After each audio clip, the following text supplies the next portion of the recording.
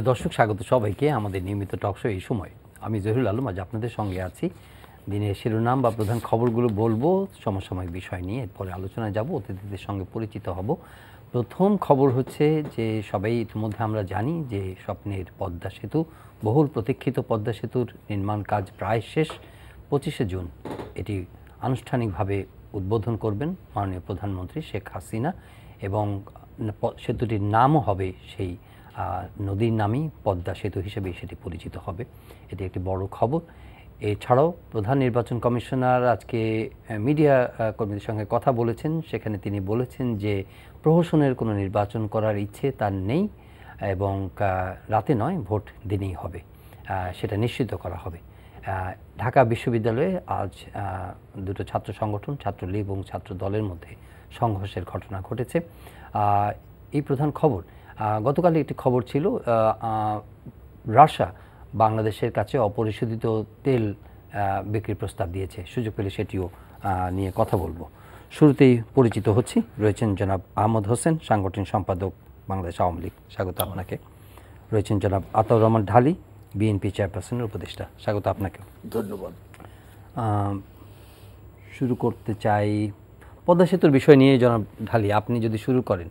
অনেক আলোচিত, সমালোচিত এবং এই পদ্মা সেতু নির্মাণ ব্যয় নিয়েও প্রশ্ন উঠেছে এবং বিএনপির মহাসচিব এটার হিসেবও চেয়েছেন। উনি বলেছেন যে না, এই সেতু সবার টাকা দিয়ে করা হয়েছে, সুতরাং হিসেব, এবং এটা নিয়ে বেশ কিছু অপ্রীতিকর বাকযুদ্ধও হয়েছে পদ্মা সেতুকে কেন্দ্র করে। এই সম্প্রতি আপনি আজকে আনুষ্ঠানিকভাবে একটা ঘোষণা এলো যে 25শে জুন নির্ধারিত হয়েছে দিনটি, কিভাবে আপনি দেখছেন? আমি এটাকে খুব পজিটিভলি দেখি। সরকারের সাথে আবার রাজনৈতিক বিরোধ অবশ্যই থাকবে। সরকারের পদ্মা সেতু, yes, it was A challenge for the government এবং তারা সেটা করেছে। এটা জনগণের অনেকই উপকারে আসবে, বিশেষ করে দক্ষিণবঙ্গের ওই এলাকার জনগণের জন্য। আমাদের অর্থনীতির এটা অন্যতম চালিকা শক্তি হবে। কিন্তু আমাদের এই পদ্মা সেতু নিয়ে আমাদের প্রশ্ন আছে। আমরা একদিকে যেমন এই সাহসিকতার জন্য তাকে প্রশংসা জানাই, আরেকদিকে 7,000 টাকার পদ্মা সেতু কিভাবে 40,000 কোটি টাকা হলো, এই প্রশ্নে, এই যে শুভঙ্করের ফাঁকি, এই টাকা কে বহন করবে? অবশ্যই এদেশের এই কৃষক শ্রমিকরাই বহন করে।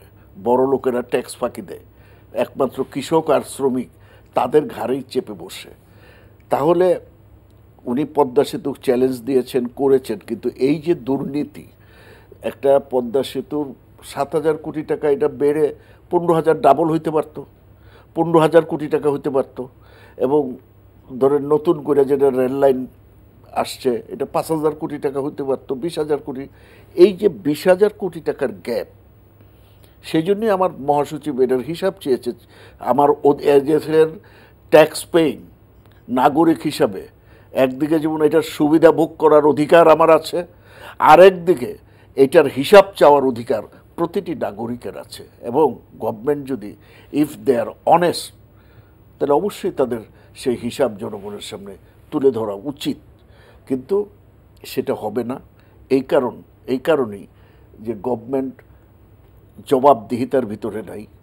তারা সত্যিকার অর্থে নির্বাচন বলতে যা বুঝায়, সেই নির্বাচনে তারা ক্ষমতায় আসেনি বলেই তাদের জনগণকে কেয়ার করার একটা প্রবণতা নেই। Who cares? জনগণকে? জনগণ তো আমার ভোটে দরকার হয়নি।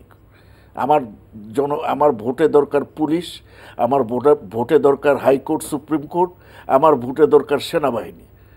জনগণের এখানে কোনো মূল্য নেই।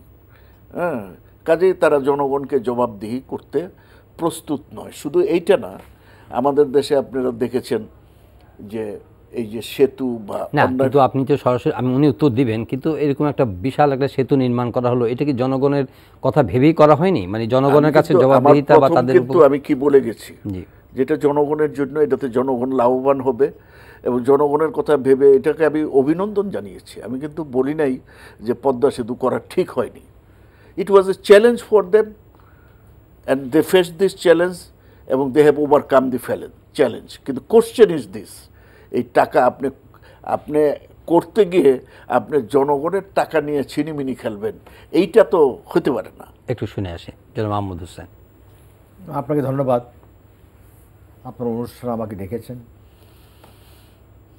এবং আপনার মাধ্যমে আমি দেশবাসীকে বলতে চাই যে দেশবাসী আজকে দেখছে পদ্মা সেতু, এটা স্বপ্ন নয়, এটা বাস্তব। এবং ঢালি ভাই আমার অগ্রজ, ছাত্র জীবনে তিনি অন্য পার্টি করতেন, বাম রাজনীতির খুব মূর্খাও মানুষ। ব্যক্তি হিসাবে তাকে আমি সম্মান করি, শ্রদ্ধা করি। তার মাঝে দুটো সত্তা আছে। একটা সত্তা হলো প্রথম যে কথাটা বলেছেন এটা কিন্তু অ্যাপ্রিসিয়েট করেছেন যে পদ্মা সেতুকে আমি পজিটিভলি দেখি। বাকি যেটা লেজ লাগিয়েছেন এটা হচ্ছে উনি বিএনপি চেয়ারপারসনের উপদেষ্টা, এই কথাটা না বললে উপদেষ্টা হিসেবে কথা হয় না। একটা হলো বাংলাদেশের একজন সুনাগরিক হিসেবে বলেছেন, আর একটা বক্তব্য হচ্ছে উপদেষ্টা হিসেবে বলেছেন। 2 নম্বর কথা হলো আপনি জানেন ইন ডিটেলস এভরিথিং, পদ্মা সেতুর শুরুতেই কিন্তু দুর্নীতি হচ্ছে একটা ক্যাম্পেইন শুরু হয়ে গিয়েছিল, যে কারণে ওয়ার্ল্ড ব্যাংক যে ফান্ডিং করেছিল সেই ফান্ড কিন্তু উইথড্র করেছে বিকজ অফ করাপশন। অভিযোগ আমাদের আবুল হোসেন মন্ত্রী ছিল, তার মন্ত্রিত্ব গিয়েছে, সচিবের চাকরি গিয়েছে এবং এটা নিয়ে একটা তোলপাড় ঘটনা ঘটে গেছে। এট দি লাস্ট প্রধানমন্ত্রী ডিসিশন নিলেন যে আমার সিওতে আমি পদ্মা সেতু তৈরি করব, এটা চ্যালেঞ্জের গ্রহণ করলেন। এবং এই পদ্মা সেতুর করাপশন নিয়ে কিন্তু একটা মামলা হলো কানাডিয়ান একটা আদালতে। সেই আদালতের জাজমেন্টটা হলো it is gossip, nothing more, বা দুর্নীতি কিছুই নাই, গসিপ, টেবিলে বসে কথা বলা, গসিপ করা, এইটা ছাড়ার কিছুই নাই। তাহলে দুর্নীতির অভিযোগটি খারিজ হয়ে গেল, কিল্ড হয়ে গেল। এখন প্রশ্ন হচ্ছে যে এখন পদ্মা সেতুর কন্ট্রাক্টর কে? কন্ট্রাক্টর কি প্রধানমন্ত্রী আহমদ হোসেন বা আওয়ামী লীগের কোন নেতা? এটা কে করেছে? নির্মাণ করেছে পুরোপুরি আর্মির তত্ত্বাবধানে সেটা নির্মাণ হয়েছে। তাহলে কি আপনারা বলবেন যে দুর্নীতি করেছে আর্মি? তাহলে স্পষ্ট বলেন। দুর্নীতি কোথায় পাচ্ছেন? দুর্নীতিতে গাল গল্প, গসিপিকের মতো, গসিপ মুখ দিয়ে বললেন। আমি বললাম ভাই আপনার তো 10,000 কোটি টাকার মালিক হয়ে গেছেন, আমি মুখ দিয়ে বলে দিলাম, প্রমাণ করতে পারলাম না। জবাব দিতে থাকবে না কেন? নিশ্চয়ই জবাব দিতে থাকবে। অ্যাকাউন্টেবিলিটি থাকবে না কেন? নিশ্চয়ই অ্যাকাউন্টেবিলিটি থাকবে। পার্লামেন্ট হচ্ছে একমাত্র জায়গা যেখানে অ্যাকাউন্টেবিলিটির জায়গা হচ্ছে সেটা। এখন আমরা জবাব কার কাছে দিব? মির্জা ফখরুল সাহেবের কাছে দেব? বিএনপির কাছে দেব? বিএনপি কি দেশের জনগণ? নিশ্চয়ই না। তারা একটা পার্টি, এটা রাজনৈতিক দল, অপোনেন্ট। ওটা অপোনেন্ট পার্টি তো আমার বিরুদ্ধে অনেক কথা বলবে, সব কথাই কি আমার আমলে নিতে হবে?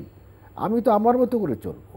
অপোনেন্ট, অপোজিশন, বিএনপির কথা মতো আমি চলবো। কাজেই পদ্মা সেতু হয়েছে, বাংলাদেশের অর্থনীতিতেও এটা প্রভাব পড়বে। তারপরে আপনি বলছেন প্রবৃদ্ধি বাড়বে না? দক্ষিণাঞ্চলে এখন কয়েক ঘন্টা যাওয়া যাবে।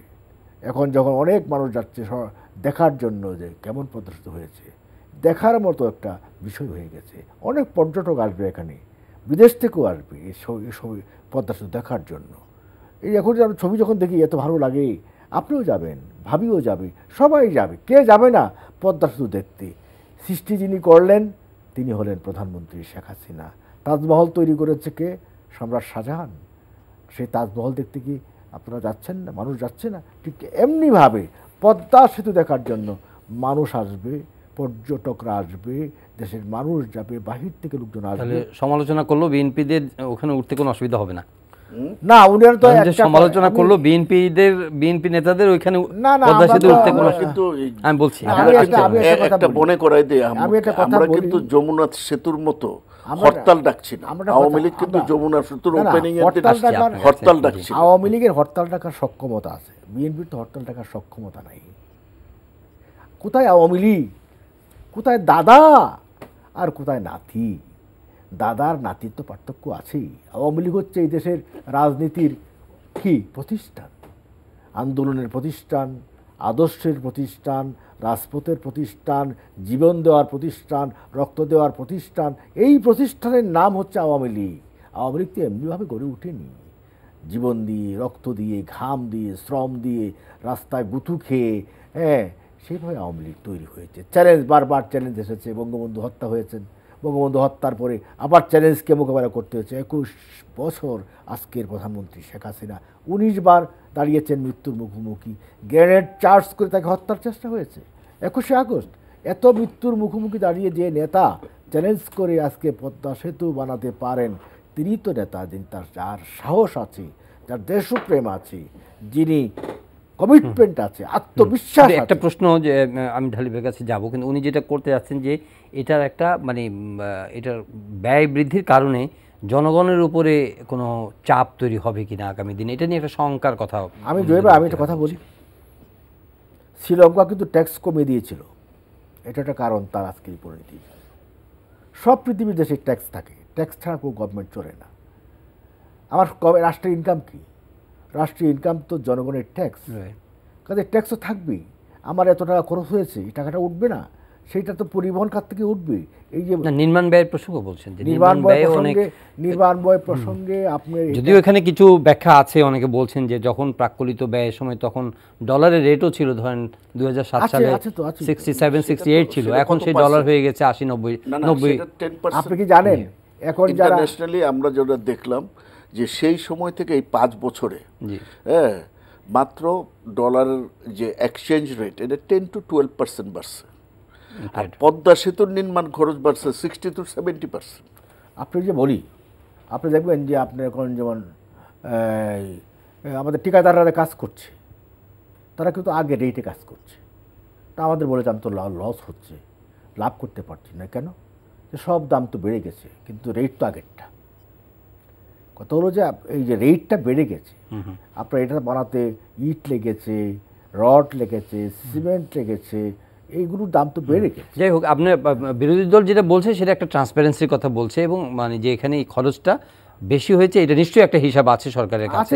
এবং আপনি বলছেন যে পার্লামেন্ট হলো যে কোনো একটা লেজিটিমেট ফোরাম হচ্ছে পার্লামেন্ট, সেখানে হলো সেই হিসাবটা তারা ডিউলি পাওয়া যাবে। অনেকে এই সমালোচনাগুলি আসে আসলে বেশি, যে 1 কিলোমিটার বানাতে যদি 1000 কোটি টাকা খরচ হতো, সেখানে 5000 কোটি টাকা, মানে যদি 5-6 কিলোমিটার। কম্পারেটিভ স্টেটমেন্টটা তো আপনারা সাংবাদিক আছে যে 1 কিলোমিটার রাস্তা বানাতে ভারতে কত খরচ হয়েছে না, কিন্তু এখানে আবার অনেকগুলো ইস্যু আছে, যে পদ্মা সেতুর মতো একটা প্রমত্তা পদ্মাতে এই নদী শাসনের ব্যাপারে অনেক চ্যালেঞ্জ মোকাবেলা করতে হয়েছে। নদী শাসনে কত টাকা গেছে আপনি দেখেন না? এটা নিয়ে গবেষণা করতে, এটা নিয়ে গবেষণা করতে হবে। এটা আমরা এই আলোচনা, কিন্তু প্রশ্নটা আপনাদের রয়েছে, আপনার ইতিহাস তৈরি হয়ে গেছে।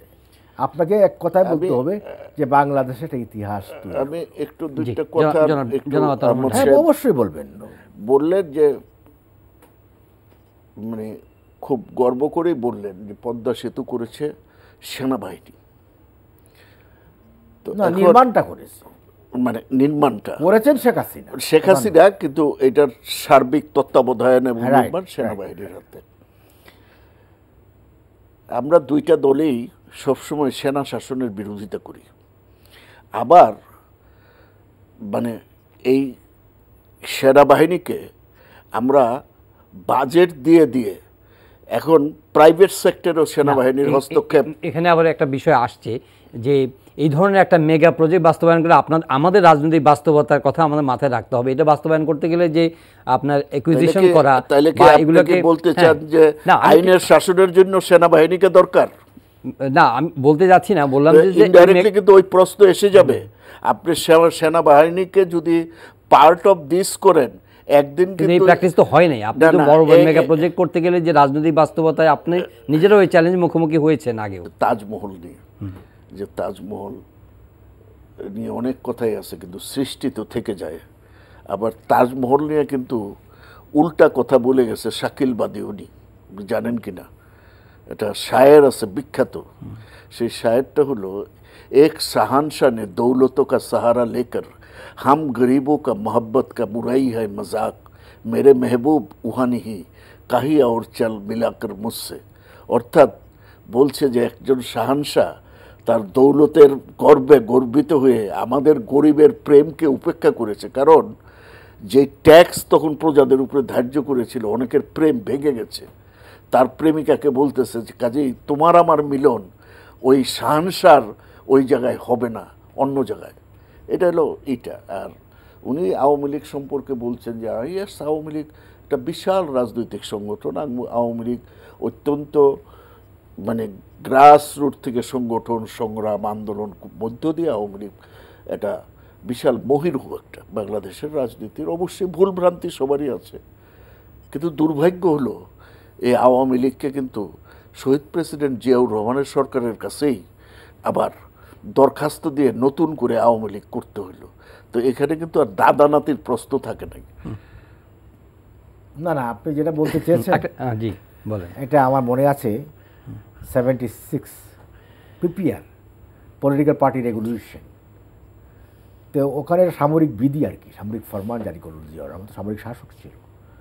তো ফরমানে বললো, আপনার জানার কথা নয়, তখন বলল যে কোনো মৃত ব্যক্তির নামে কোনো পার্টি রিভাইভ হতে পারবে না, মানে বঙ্গবন্ধুর নাম দিয়ে পার্টি রিভাইভ করা যাবে না। সাবেক কারণে আমরা তো আর বিএনপি না, হেডলেস পার্টি না, আওয়ামী লীগ তো মাথায় হেড আছে। তা কৌশলগত কারণে তখন দেখা গেল ঠিক আছে, বঙ্গবন্ধুর নাম ব্যতি রেখেই আমরা অ্যাপ্লিকেশন করলাম রিভাইভ হওয়ার জন্য, মাঠে যাওয়ার জন্য। দরখাস্ত করতে হয়েছে, কিন্তু দরখাস্ত ছাড়া কিন্তু হয় নাই। তো সামরিক ওইটা বলিনি না, মানে তখন তো আর আওয়ামী লীগ ছিল না, তখন ছিল বাকশাল। ঠিকই আছে, বাকশাল থেকে আমরা এক কৌশলগত কারণে সরে আসলাম। সোভিয়েত ইউনিয়ন তো ছিল একদিন বলশেবিক, আজকে কিছু বলশেবিক আছে, সেটা ভিন্ন জিনিস। রাজনীতির গতি, প্রকৃতি, বাস্তবতা মিলিত করতে হবে। যে নেতা বাস্তবতাকে মানে না, সেই নেতার পক্ষে রাজনীতিতে জয় আনা কঠিন। আমরা সেই কৌশলগত অবস্থান নিলাম। এমনকি সামরিক শাসক জিয়াউর রহমান, সেনা প্রধান জিয়াউর রহমান নির্বাচন করলেন, সেনাবাহিনীর কোড লঙ্ঘন করলেন। চিফ অফ আর্মি কখনো নির্বাচন করতে পারেন না, এটা রুলসে নাই, বাট তিনি করেছেন। কিন্তু আমরা কিন্তু ঠিকই সেই নির্বাচনে অংশ নিয়েছি। এটা হচ্ছে রাজনীতির কৌশল, মাঠে যাওয়ার জন্য। আমরা নিয়ে আসলাম উসমানী সাহেবকে, এনে আমরা কিন্তু মাঠে গেলাম। আমরা জানতাম হেরে যাব, আমরা জিততে পারবো না। তারপরে মানুষের কাছে আমাদের কথাটা তো বলতে হবে, পিপুলের কাছে কথাটা বলতে হবে, পার্টিকে রিঅর্গানাইজ করতে হবে, কর্মীদেরকে রিঅর্গানাইজ করতে হবে। সেটা আমরা করেছি। এমনকি 79 পার্লামেন্টারি ইলেকশনেও 39 আসলে আমরা জিতেছিলাম। আমরা জানি আমরা হারবো, তারপরেও পার্লামেন্ট ইলেকশনে গিয়েছি। তখন জিয়াউর রহমান প্রেসিডেন্ট, তার আন্ডারেই। কিন্তু শিল মেরে মেরিত হয়েছে, শিল শিল শিল শিল। আপনি জানি না তখন কোন ক্লাসে পড়েন, শিল মেরে মেরে হয়েছে। শিল শিল সকাল থেকে শিল মারা হয়ে গেছে, সব শিল মারা হয়ে গেছে। ধানের শেষে এসছে জিয়াউর রহমানের জয়, বাস বিএনপির ডেমোক্রেসি। আপনি হ্যানা ভোট হলো, ডো নো হ্যানা ভোট হিস্ট্রি, হ্যানা ভোট রেফারেন্ডাম, বাস 99% না, অ্যাবাভ 100%। এবং ডক্টর কামাল হোসেন যখন ইলেকশন করলো, তখন কিন্তু কেরানীগঞ্জের কেন্দ্রে নৌকা মার্কা একটা ভোটও পায় নাই, ওটা সিঙ্গেল ভোট। আওয়ামী লীগের এজেন্ট ছিল। এই আলোচনা যেহেতু আপনি কথাগুলো আসতে হচ্ছে, এই আলোচনা আপনি তুলেছেন, যেহেতু আপনার কাছ থেকে তাহলে প্রশ্নটা রাখি শুরুতে, যে সিসি আজকে বললেন যে প্রহসন নির্বাচন করার ইচ্ছে নেই, দিনের ভোট দিনেই নিশ্চিত করা হবে। এই প্রসঙ্গটি কেন আসছে? এটা যে রাতের গল্প বানিয়েছে বিএনপি। বিএনপি রাতের গল্পকে একটু মেসেজ দেওয়ার জন্য, যে রাতের গল্প বানিয়ে রাতে কেউ ক্ষমতা আসতে পারে না বিএনপি ছাড়া। এই দেশের ইতিহাসে রাতের ক্ষমতায় আসছে BNP, Ziaur Rahman on gun point. আসসালামু আলাইকুম, বিসমিল্লাহির রহমানির রহিম, আমি আসলাম। আমরা বললাম আপনি কে? আমি, আমার নাম জিয়াউর রহমান। একই পদ্ধতি তারা ছোটো ভাই এরশাদ সাহেব আসলো।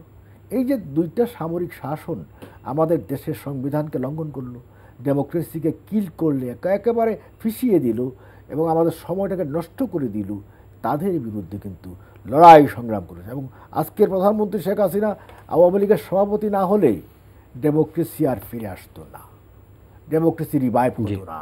আজকে ডেমোক্রেসি, পার্লামেন্টারি ডেমোক্রেসি 14 বা 18 নির্বাচনকে বলছেন যে ওনাদের এটা একটা ফিকটিশিয়াস একটা গল্প, বা 18 সালে তারা ইনক্লুসিভ ইলেকশন হয়েছে, 2 দিন বৈঠক করেছে গণভবনে গিয়ে, 4 রাস্তা খেয়েছে। এবং তাদের নেতা ছিলেন ডক্টর কামাল হোসেন, ঐক্য ফ্রন্টের নেতা। এবং ডক্টর কামাল হোসেন বললেন যে আপনারা এজেন্টরা যারা পুলিশ এজেন্ট হয়েছেন, আপনারা ঠিক মতো একেবারে ব্যালট নিয়ে আপনার ভোট যখন গণনা হবে তার সেই গণনার যে একটা চিঠি দেয়, কিন্তু প্রিসাইডিং অফিসার যে একটা চিঠি দেয়, জি। ওই চিঠিটা নিয়ে ফলাফলটা নিয়ে আপনারা আসবেন, তিনি আহ্বান জানান। জি জি, জনাব ঢালি। দেখেন সূচনা এই প্রহসনের নির্বাচনের সূচনা হয়েছে কোন সময়, সেটার একটা অতীত স্মৃতিচারণ করলেন এবং একই সঙ্গে বললেন এগুলো সবই বানানো আপনাদের আওয়ামী লীগের একটা কল্পনা মানে মানে আমার বন্ধু আওয়ামী লীগারদের একটা কাল মানে ৭২ থেকে ৭৫ এই বাংলাদেশ ছিল, বাংলাদেশে কোনো সরকার ছিল, তাদের কোনো ঔজ্জ্বল্য ছিল না, তাদের কোনো কালিমা ছিল। এই কালটা আওয়ামী লীগ বাংলাদেশের ইতিহাস থেকে মুছে দিছে। ওইটা আর বলে না। কেন বলে না আমি জানি না। শুধু সব শুরু হয় ৭৫-এর পর থেকে। ৭৩-এর নির্বাচনে আজকে আমি বলি খন্দকার মোস্তাকরে ৩ দিন পরে হেলিকপ্টার দেয় না ডিক্লেয়ার কারা দিছিল। আজকে যদি সেদিন পাশ করানো না হতো বাংলাদেশের ইতিহাস হয়তো ভিন্ন হতো। এই মোস্তাককে আপনারাই তৈরি করেছেন। ৭৫ সালের 15ই আগস্টের পরে জিয়াউর রহমান মার্শাল্য দেন নাই। ক্ষমতায় আওয়ামী লীগ ছিল, আওয়ামী লীগই তো দিয়েছে। তখন তো ডেমোক্রেটিক লীগ হয় নাই। Mostaq was part of Awami league. Why you blame Ziaur Rahman? Ziaur Rahman তো মার্শাল্য দেন নাই। জিয়াউর রহমানকে বলা হয় উনি সেনাবাহিনীর থেকে এসে আসসালামু আলাইকুম দিচ্ছে। নো, আমি বলি নেপোলিয়ন বোনাপার্টি যখন ফ্রান্সে বিশৃঙ্খলা চলছিল, কোনো সরকার ছিল না, নেপোলিয়ন বোনাপার্টি বলছিলেন যে when the crown of France was lying in the street of Paris, I just put my sword on it and put it on my head. প্যারিসের রাজপথে যখন ফ্রান্সের রাজমুকুট গড়াগড়ি যাচ্ছিল, আমি আমার তলোয়ার দিলে সেই রাজমুকুট আমার মাথায় নিয়েছি। জিয়াউর রহমান সেটা করেন নাই। 3 নভেম্বর থেকে 7ই নভেম্বর পর্যন্ত বাংলাদেশে কোনো সরকার ছিল না। বাংলাদেশের যে রাজমুকুট যখন ঢাকার রাজপথে গড়াগড়ি খাচ্ছিল, জিয়াউর রহমান তলোয়ার দিয়ে সেই রাজমুকুট তার মাথায় নেয়নি। সৈনিকরা যারা ভীত হয়ে বাংলাদেশের স্বাধীনতা সার্বভৌমত্বের প্রশ্নে তারা ভীত হয়ে জনগণের সাথে মিলে একটি সাংঘাতিকভাবে জনগণ এবং সেনাবাহিনী মিলে সেই রাজমুকুট জিয়াউর রহমানের মাথায় পরিয়ে দিয়েছে। জিয়াউর রহমান নিজে নেন নাই, উনি বন্দী ছিলেন।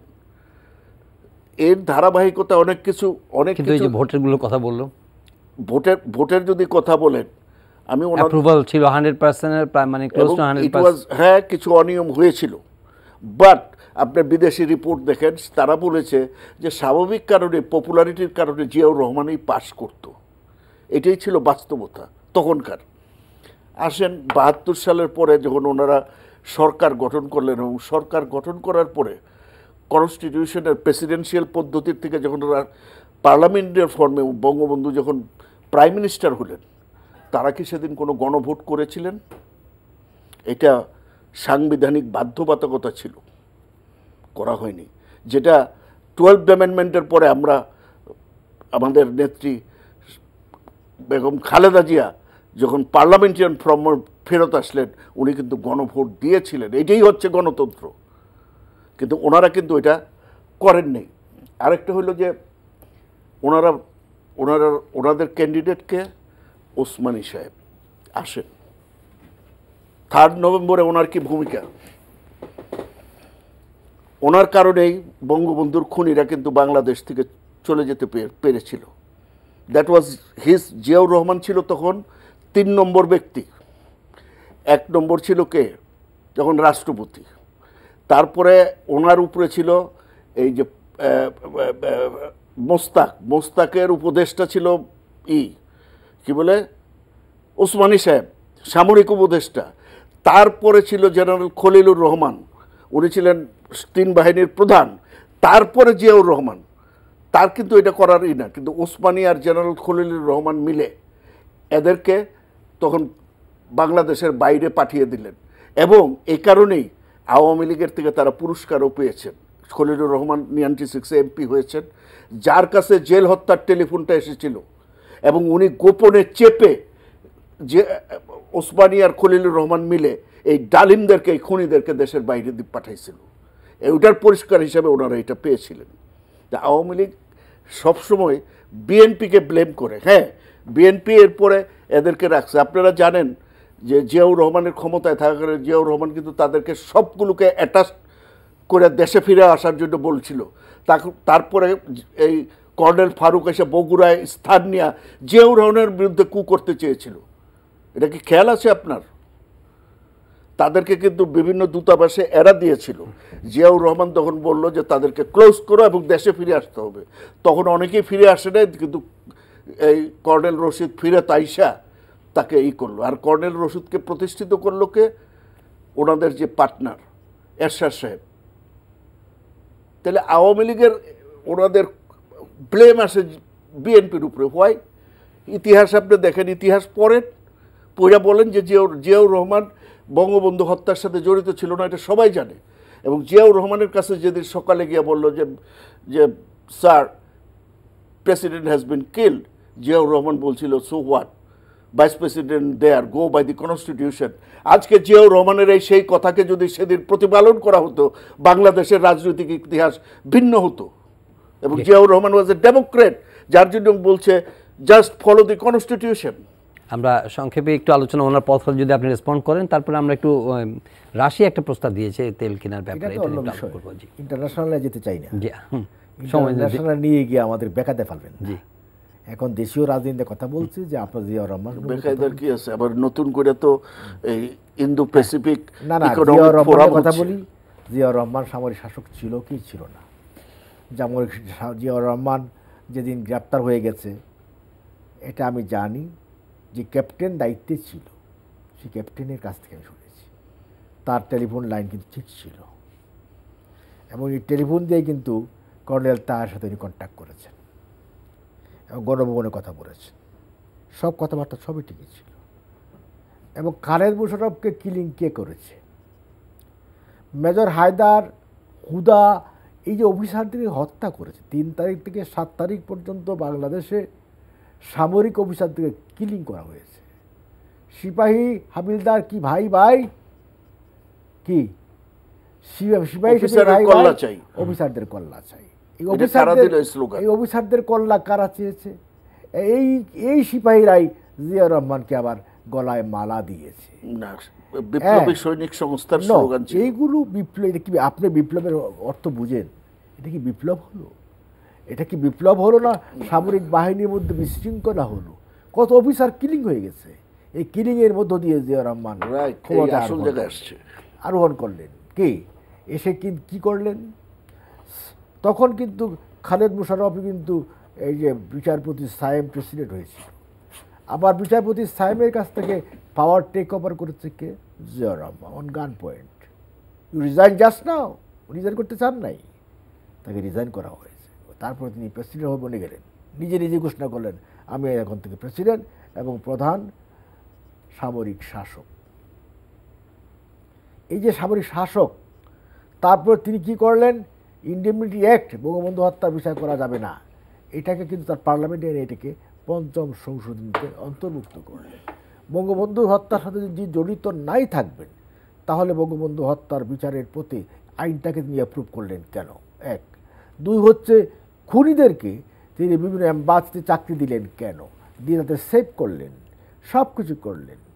আপনি বলছেন যে আজকে যে খুনি রশিদকে পার্লামেন্টে আপনার যে বিনা ভোটে নির্বাচন হলো 15ই ফেব্রুয়ারি 96-এ, সেই পার্লামেন্টের লিডার অফ দ্য অপোজিশন কে বানিয়েছে?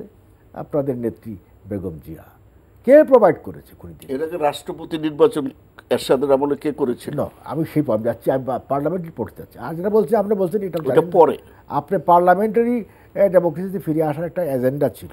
3 জুটের রূপরেখায় কথা ছিল যে প্রেসিডেন্সিয়াল ফর্ম অফ গভর্নমেন্ট থেকে আমরা পার্লামেন্টারি ফর্ম অফ গভর্নমেন্টে ফিরে যাব। তখন বিএনপি নির্বাচনের পরে একটু দুদণ্ডতা ছিল, যাবে কি যাবে না। তখন বিচারপতি শাহাবুদ্দিন সাহেব জাতির উদ্দেশ্যে ভাষণ দিলেন। তো 3 জুটের রূপরেখার কোনো সাংবিধানিক ভিত্তি নেই, তবে এর নৈতিক ভিত্তি আছে। এই কথা বলার পরে বিএনপি তখন বাধ্য হলো পার্লামেন্টারি ফর্ম অফ গভর্নমেন্টে ফিরে যেতে। এটার জন্য কোনো গণভোট হয় নাই, এটা সংশোধনী পার্লামেন্টারি অ্যামেন্ডমেন্ট। পরে গণভোট হয়েছে 12 অ্যামেন্ডমেন্টের পরে। হয়নি হয়েছে? হয় না, আই চ্যালেঞ্জ। হয় নাই। 12 অ্যামেন্ডমেন্ট আর হয় নাই না, হয়েছে। ঠিক আছে, এটা আমি চ্যালেঞ্জ করলাম। এই বিতর্ক চ্যালেঞ্জ করি, চ্যালেঞ্জ তো আমি বললাম পদ্মা সেতু নিয়ে চ্যালেঞ্জ করতে না না, পদ্মা সেতু এই চ্যালেঞ্জ এটা পার্লামেন্টের আমরা চ্যালেঞ্জ করেছিলাম, ইয়েতে আছে। বরঞ্চ প্রধানমন্ত্রী শেখ হাসিনা চ্যালেঞ্জ করেছিল পদ্মা সেতু বানাবেন, ওই চ্যালেঞ্জে তিনি জিতেছেন। এখন আপনারা বলেছিলেন এটা জোড়াতালি দিয়ে বানানো হয়েছে, বেগম জিয়াই বলছে জোড়াতালি দিয়ে বানানো হয়েছে, এই সেতু থেকে উঠবেন না। আজকে কি বেগম জিয়া যখন দক্ষিণ অঞ্চলে যাবেন বা আপনারা যখন ট্যুরে যাবেন তখন কি আপনি সেতু দিয়ে যাবেন না? তখন মনে পড়বে আমরাই তো ভুল করেছিলাম, আমরাই তো এটা বিরোধিতা করেছিলাম। জি জনাব ঢালি, যাক ওগুলি বলতে গেলে তো পিছনে অনেক কথা বলতে হয়। এখন সামনের দিকে বলেন। সামনের দিকে যদি বলি, সিএসি মানে দেখেন দুইটা সিএসি, প্রাক্তন এবং বর্তমান সিএসির একটাই সুর। প্রাক্তন সিএসি সাহেব উনি যাওয়ার আগে বলছে রাতের ভোট যাতে আর দিনের ভোট যাতে আর রাতে না হয়। আবার ওনার সুর মিলে বর্তমান সিএসিও বলছেন যে রাতে নয়। তাইলে দুইজন সিএসি, এটা বিএনপির কথা বাদ দেন, এটা প্রতিষ্ঠিত করলো দেশে এবং আন্তর্জাতিকভাবে যে বাংলাদেশে রাতে ভোট হয়। তাদের মতো দুইটা লোক, এটা আমি বিএনপি বলিনি, তা বিএনপি বললে একটা হয়তো যে রাজনৈতিক প্রোপাগান্ডা, বাট একজন প্রাক্তন সিএসি, একজন বর্তমান সিএসি, এই দুইজনের এই উপলব্ধি হয়েছে এবং তাদের বিবেকের তাড়নার থেকে তারা বলছে আর যাতে না হয়। এটা আমরাও আশা করব এটা যাতে আর না হয়। আর একটা প্রশ্নের আমি জবাব দিয়ে যাই, যেটা হইলো যে এখনো পর্যন্ত বাংলাদেশে আওয়ামী লীগ 15 বছর ক্ষমতায়, খালেদ মোশাররফ এবং মেজর হায়দার যারা মুক্তিযুদ্ধের মানে আইকন ছিলেন, এবং আমি নিজে মেজর হায়দারের আন্ডারে যুদ্ধ করছি, হি ওয়াজ মাই কমান্ডার, তাদের খুনের কিন্তু কোনো তদন্ত হয়নি এখনো পর্যন্ত। সেকেন্ড, কর্নেল তাহেরের বিরুদ্ধে কিন্তু বিচার হয়েছে 7ই মার্চের বিপ্লব করার জন্য নয়, মিউটিনি ইন দি আর্মি, যে বিচারটা জিয়াউর রহমান করতে বাধ্য হয়েছিলেন যখন অফিসারদেরকে নির্বিচারে খুন করা হচ্ছিল। তখন এই অফিসাররা সব একজোট হয়ে জিয়াউর রহমানকে প্রেশার দিয়েছিলেন, জিয়াউর রহমানকে সাহায্য করেছিলেন, কিন্তু জিয়াউর রহমান ওয়াজ আর্মি পার্সন। আর্মির ভিতরে যে ডিসিপ্লিন, এই ডিসিপ্লিনের জন্য ওই বিচার, তাহেরের ওই বিচারটা ছিল মিউটিনি ইন দি আর্মি, এটা অন্য কোনো বিচার না। এই যে খালেদ মোশাররফ এবং হায়দারের মতো বীর মুক্তিযোদ্ধা বাংলাদেশে আর তৈরি হবে না।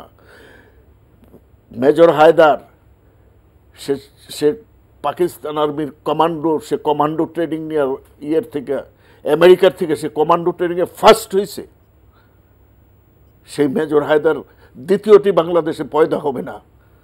এই মেজর হায়দারদেরকে সিপাহীরা খুন করে, এবং কে খুন করেছিল? মেজর মহিউদ্দিন। এই মেজর মহিউদ্দিন কে? সে আজকে বিদেশে পলাতক। এবং জিয়াউর রহমান, আপনি দেখেন কর্নেল সাফায়েত জামিলের যে ইন্টারভিউ আছে, এই কর্নেল সাফায়েত জামিলের ইন্টারভিউতে আছে যে জিয়াউর রহমান কর্নেল সাফায়েত জামিলকে টেলিফোন করে বলছে যে জামিল দেখো ইয়ারা ঠিক আছে কিনা, বলছে স্যার ঠিক আছে, and take care of them. এটা সাফায়েত জামিলের যে বইটা বেরিয়েছে ওইখানে আপনি পাবেন যে আমাকে স্যার নির্দেশ দিছে তাদেরকে করার জন্য। কিন্তু বিদ্রোহী সৈনিকদের কাছে তো তখন অফিসাররা ছিল, অসহায় ছিল, যে এই জন্য কর্নেল তাহেরের সেই সময় বিচার করতে হয়েছে। এবং বিচারের পরে কর্নেল তাহেররা এই জন্য জিয়াউর রহমানকে ব্লেম সারা জীবন, যে জিয়াউর রহমান তাদেরকে ফাঁসি দিছে, এবং জিয়াউর রহমানের প্রতি তারা মানে চরম ক্ষোভে জিয়ার বিরুদ্ধে তারা এই আওয়ামী লীগকে একসময় বলেছে খুনি মুজিব খুন হয়েছেন, তখন এই আওয়ামী লীগের সাথে হাত মিলেছে তাদের ব্যক্তিগত স্বার্থে, কোনো রাজনীতির স্বার্থে না, কর্নেল যে হত্যার ফাঁসির প্রতিশোধ নেওয়ার জন্য। আর আওয়ামী লীগ ওদের সেই প্রতিহিংসার শিকার হয়ে আজকে 7ই নভেম্বরকে আওয়ামী লীগ স্বীকার করে না। অথচ 7ই নভেম্বরের নায়ক হচ্ছে কর্নেল তাহের। তার কর্নেল তাহের যদি জাতীয় বীর হয়, তাইলে অবশ্যই মেজর হায়দার আর খালেদ মোশাররফ জাতীয় বিশ্বাসঘাতক। নো নো নো, জাতীয় বীর, জাতীয় বীর। নো নো নো, আপনি কনোটেশনে আসেন। না না, আপনি বলছেন না, এখন- এই বিতর্কে আপনি শুরু কি করতে officially করতে হবে না, আপনার আমরা শেষ বিএনপি করব। কি না বিএনপি কি অফিসিয়ালি আপনার জেনারেল আপনার খালেদ মোশাররফ, মেজর হায়দার না, করে নাই। হুদা, এদের কি অফিসিয়ালি রিকগনাইজ করেছে? করে নাই। যেটা আপনি এটা বলছেন। এবং এটা- জিয়াউর রহমান- আমি তো স্বীকার না, না, করি, এটা জিয়াউর রহমান তো তারা ক্ষমতায় ভুল ছিলই। করেছে। জিয়াউর রহমান ক্ষমতা থাকাকালীন কি তাদের হত্যার বিচার সে করেছে? না, তাহলে mutiny in the army, No, সে করতে পারে না, No, because no, say mutiny in the directly army, ওই আপনি ওই field নিয়েছিল। আপনি- বিচারটা দেখেন। ভাই, আপনার শুনে, আপনি যা জানেন, আপনার যে সাফায়াত জামিল প্রথম গিয়েছে জিয়া রহমানের কাছে সকালে, তখন জিয়া রহমান জিজ্ঞাসা করেছে কি হয়েছে, সাফায়াত বললো যে এটা কু হয়েছে, সব প্রেসিডেন্ট নেই, নিহত হয়েছেন, so what constitution is there. মানে তিনি বিস্মিত হননি, দেশের প্রেসিডেন্ট নিহত হয়েছেন, তিনি বিস্মিত না হয়ে তাৎক্ষণিক এই কথাটা জবাব দিলেন। মানে কি? না, উনি কি বলেছিলেন? না, তিনি কি, তার দায়িত্ব ছিল, এত আদর করে তিনি তাকে ডেপুটি চিফ অফ আর্মি করেছেন। Subject to intense interpretation. আপনি বললেন যে কনস্টিটিউশন ফলো করার কথা, কিন্তু উনি বলছেন যে এটা তো স্বাভাবিক প্রতিক্রিয়া নয়।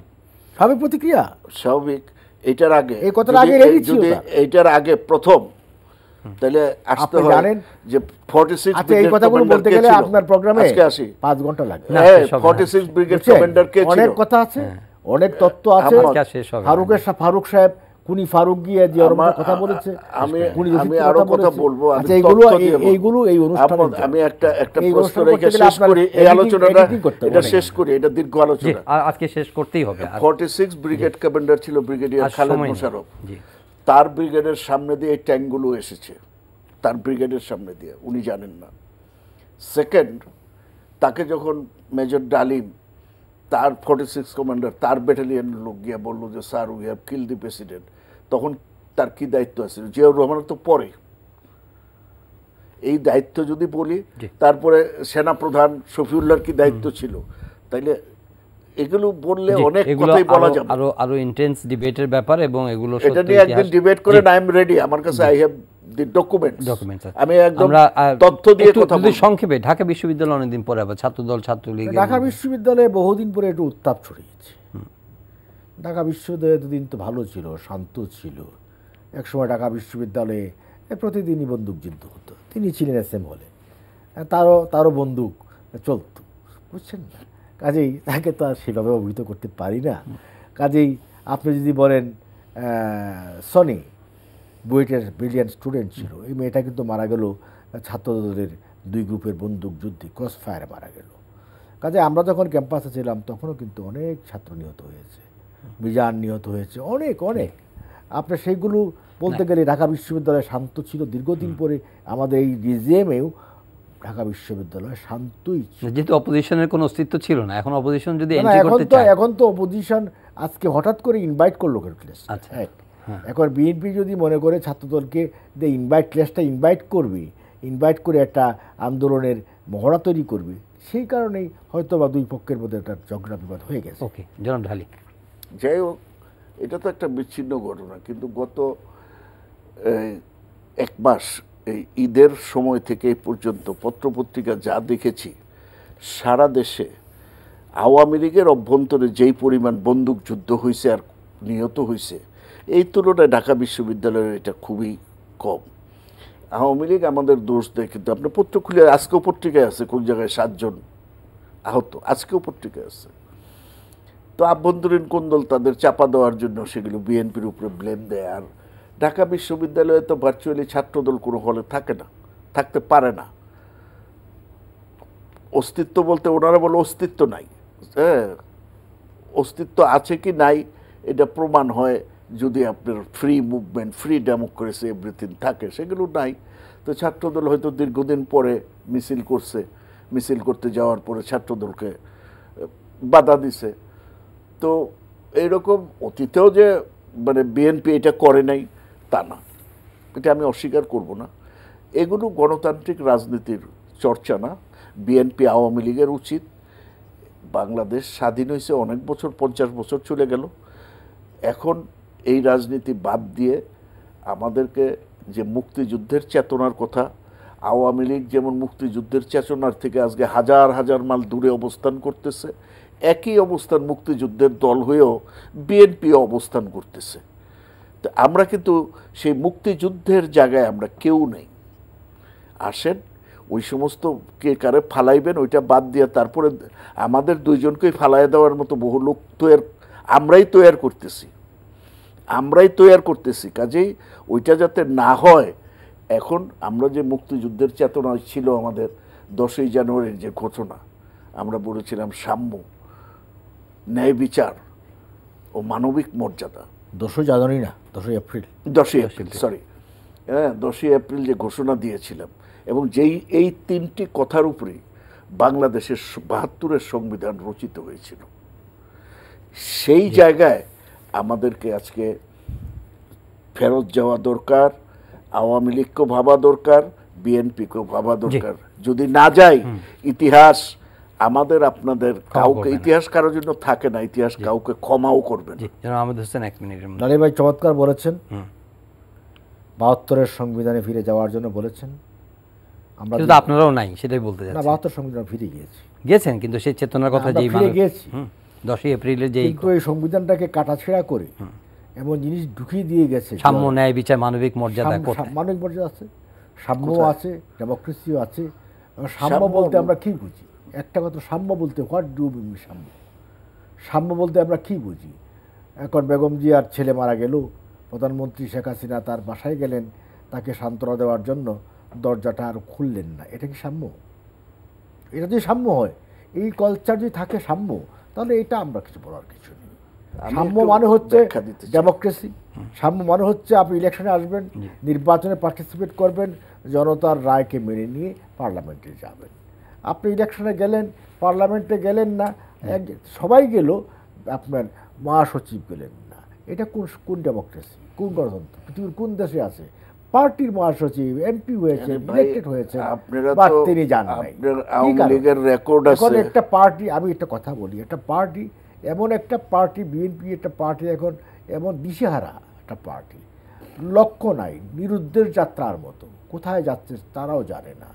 বিকজ এই পার্টিটার নেতৃত্ব নাই, হেডলাইট নাই, লিডারশিপ নাই, একেবারে চালকবিহীন একটা গাড়ির মতো দাঁড়িয়ে আছে। চালকবিহীন গাড়িতে মানুষ উঠবে, যাত্রী উঠবে কেন? উঠবে, ও তো গতি নাই, ড্রাইভার নাই, যাবে কেন? কিন্তু এটা তো আপনি বলছেন, বিএনপি তো মনে করছে এটা, বিএনপি তো বলছে, বিএনপি তো কিছু মনে করে না। বিএনপি যদি মনে না করে, বিএনপি হচ্ছে এখন কি বলবো, বিএনপি এখন এই যে আপনার উট পাখির মতো বালুতে মুখ দিয়ে বসে আছে। জনাব ঢালি শুনেন, আওয়ামী লীগের সবাই প্রতিদিনই মানে বিএনপির বিরুদ্ধে, তারা প্রথম কথাটা বললে যে বিএনপির বাংলাদেশের জনগণের কাছে কোনো অস্তিত্ব নেই। এটা হলো তাদের বিসমিল্লা কথা। তো যে লোকটার অস্তিত্ব নেই, তারা নিয়ে এত কথা বলেন কেন? তারা নিয়ে আপনি দেখেন, স্টেটমেন্ট দেখেন, ওবায়দুল কাদের সাহেবের স্টেটমেন্ট দেখেন, মাননীয় প্রধানমন্ত্রীর স্টেটমেন্ট দেখেন, বা তাদের অন্যান্য এই যে সংবাদপত্রের একজন মন্ত্রী আছেন, হ্যাঁ, উনি প্রতিদিনই কথা বলেন, তথ্যমন্ত্রী, ওনার কথা শুনেন। আলোচনা একটা শুরু করে বিএনপি দিয়া, মানে আলোচনার বিষয়বস্তু একটা, সেই বিষয়বস্তু বাদ দিয়া শুরু করে বিএনপি নিয়ে। তাহলে বিএনপি নিয়ে তাদের এত ভয় কেন? বিএনপি যদি কোনো কিছু না থাকে, এই ভয় তাদের আছে, কারণ জানে বিএনপি জনগণের শক্তিতে বলিয়ান, এটা তারা জানে। আর যেটা বলতেছে সাম্য, আজকে পাকিস্তান আমলে আমরা 22 পরিবারের যে পরিবার কথা বলতাম, যে 22 পরিবার আমাদের শোষণ করছে, এখন প্রতি বছর 17% কোটিপতি হচ্ছে। এই যে এইটাকে বলে, এই যে অসাম্য, সামাজিক অসাম্য, প্রতি বছর হাজার হাজার কোটিপতির সৃষ্টি হচ্ছে, গরিবের দিকে যাচ্ছে। এইটা অর্থনীতিবিদরা বারবার বলছে যে এই সাম্যটা আপনারা কমায় আনেন। আমরা বলবো না যে এটা সমাজতন্ত্রের মতো সাম্য হবে, কিন্তু এইটাকে কমায় আনতে হবে, রিচ এন্ড পুয়ার গ্যাপ কমায় আনতে হবে। এবং এটা একটা টেম্পোরারি ব্যবস্থা হিসেবে social net is the temporary ব্যবস্থা। বন্যা হয়েছে সোশ্যাল নেট, কিন্তু এটার পার্মানেন্ট ব্যবস্থাটা কি? এই ধনী হওয়ার রাস্তা বন্ধ করতে হবে। 2, আইনের শাসন। আসেন, এটা আমি বিএনপিকে এটার ঊর্ধ্বে বলছি না। আমরা যারা রাজনীতি করি, যে দলগুলো এই পর্যন্ত ক্ষমতায় আসছি, প্রত্যেকের ম্যানিফেস্টো দেখেন। ওকে, এক সেকেন্ডে শেষ। ম্যানিফেস্টো দেখেন যে বিচার বিভাগের স্বাধীনতা সবাই নির্বাচনের সময়, নির্বাচনের আগে ম্যানিফেস্টোতে লেখে, কিন্তু কেউ আওয়ামী লীগ, বিএনপি, জাতীয় পার্টি কেউই বিচার বিভাগের স্বাধীনতা দেয়নি। সবাই আইন করে করে এই নির্বাহী বিভাগকে বিচার বিভাগের উপরে প্রতিষ্ঠিত করেছে, করার কারণে এখানে আইনের শাসন নেই। ধন্যবাদ। আমাদের ভাই কি 1 মিনিটের মধ্যে? এক মিনিট আমাকে বলতে, আমি তো আমরা ব্লেম দিয়েই কইছি। তাহলে ধন্যবাদ জানাই। 1 মিনিটে আমি একটা কথা বলতে পারি। অপশক্তি যখন কথা বলি, বিএনপি হচ্ছে অপশক্তির পৃষ্ঠপোষক, রাজনৈতিক অপশক্তির। মুক্তিযুদ্ধের যে অপশক্তি ছিল, আলবদর, রাজাকার, জামাত, এই অপশক্তির মুখপাত্র হচ্ছে বিএনপি। তখন তারা যখন কথা বলে, তখন শুভশক্তির পক্ষ থেকে, মুক্তিযুদ্ধের চেতনার পক্ষ থেকে আমাদের জবাব দেওয়াটা জরুরি হয়ে। ওকে, ধন্যবাদ জনাব আহমেদ হোসেন, ধন্যবাদ জনাব আতাউর রহমান ঢালী, আপনাদের দুজনকে। প্রিয় দর্শক, আজকের এই সময় শেষ করছি। সবাই ভালো থাকবেন, দেখা হবে আবারও পরের অনুষ্ঠানে। চাইলে আপনারা অনলাইনে অনুষ্ঠানটি দেখতে পারেন, ভিজিট করুন ntbd.com, ইউটিউব ভেরিফাইড ফেসবুক পেজে জনপ্রিয় অনুষ্ঠান, খবরের আপডেট আপনারা চাইলে জেনে নিতে পারেন।